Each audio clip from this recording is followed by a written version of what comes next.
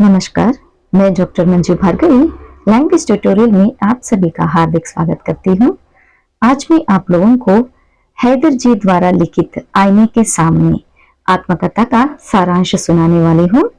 सारांश के कुछ अंश ऐसे हैं। हैदर उर्दू की प्रसिद्ध लेखिका है और उनकी आत्मकथा जो रचना है उनकी परिवेश, प्रेरणा और सृजन यात्रा का प्रामाणिक दस्तावेज है। हैदर जी कहती है कि उनके पिता सैयद सज्जन हैदर यलदरम उर्दू के बहुत बड़े शैलीकार और उर्दू कहानी के अगुवा थे।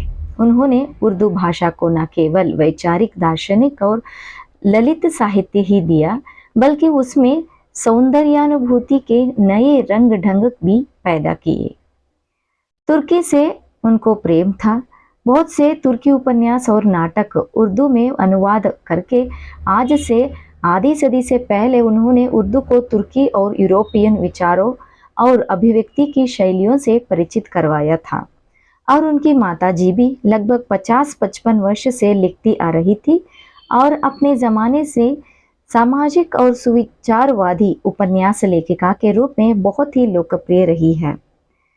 वह उन गिनती में मुसलमान औरतों में है। उन्होंने आज से 40 साल पहले उत्तर भारत में पर्दा त्याग कर राष्ट्रीय और शैक्षणिक कार्य में बड़ी लगान से हिस्सा लिया था। हैदर जी के पिताजी के नौकरी के सिलसिले में हर तीसरे साल उनके पिताजी की बदली होती थी। उसी कारण वे अलीगढ़ में पैदा हुई, अंडमान के टापुओं में होश संभाला और चारों ओर समुंदर था और नारियल के झुंड और विशाल और गहर सन्नाटा। अंडमान के टापुओं के बाद पूर्व उत्तर प्रदेश के दूरस्थ पूर्वी जिले और खामोश हिल स्टेशन। इस तरह वे अपनी आयु को बिताई। प्रायतः वो बीमार रहती थी, उसकी वजह से बकायदा स्कूल कभी नहीं जा पाई। बचपन अधिकतर अकेले में गुजरना पड़ा। इलाजा में दिन भर भाग में आम के पेड़ के नीचे खेला करती थी और कहानियां बुनती रहती थी। बचपन से ही उनको सच्चाई और ईमानदारी का सबक बहुत शिद्दत से पढ़ाया गया था। उनकी दूसरी आदत जो शऊर आने पर पक्की हो गई, वह बौद्धिक विश्लेषण की थी। हैदर जी को पहला हादसा 1943 में पिताजी की देहांत होने पर हुआ और दूसरा हादसा 1947 में भारत विभाजन में हुआ था, जब भारत और पाकिस्तान विभाजन हुए थे। उनको जबरदस्त बौद्धिक और मानसिक आघात हुआ।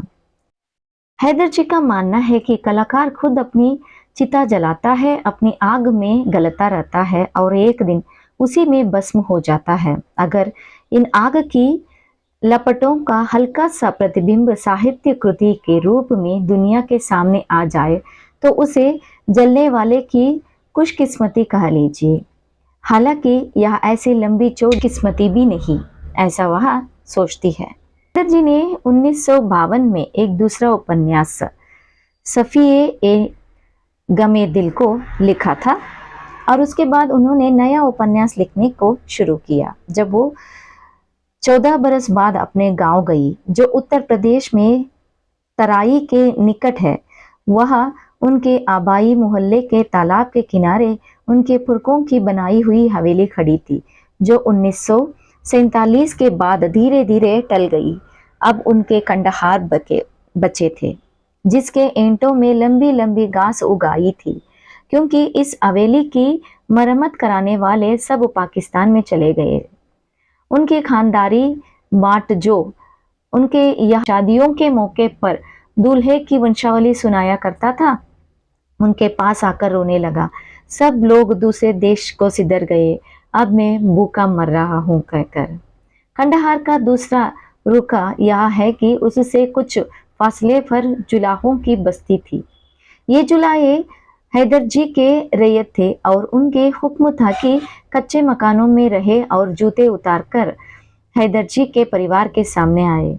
अब हवेलियां खंडहार के से ऊंचे उनके पुरातन मकान आसपास खड़े हैं और वे अपनी शकिस्त और इज्जत के एहसास के साथ कस्बे में सिर उठाकर चलते हैं। नष्ट प्राय सामंती सभ्यता का सूर्य डूब चुका है और एक नए युग की नींव यहाँ पर खड़ी हो चुकी थी। हैदर सोचती है कि उनके नए उपन्यास का नाम खंडहार रखे। यही विचारों के साथ वह अपनी आत्मकथा में लिखती है कि मैंने इतनी पृष्ठों को लिख ही दिया, मगर बात वही की वही रह गई, अपने संबंध में क्या लिखूं। और अंत में कहती है कि सारे जीवन की उपलब्धि केवल चंद शब्द है। यहीं पर गद्य की समाप्ति होती है। धन्यवाद।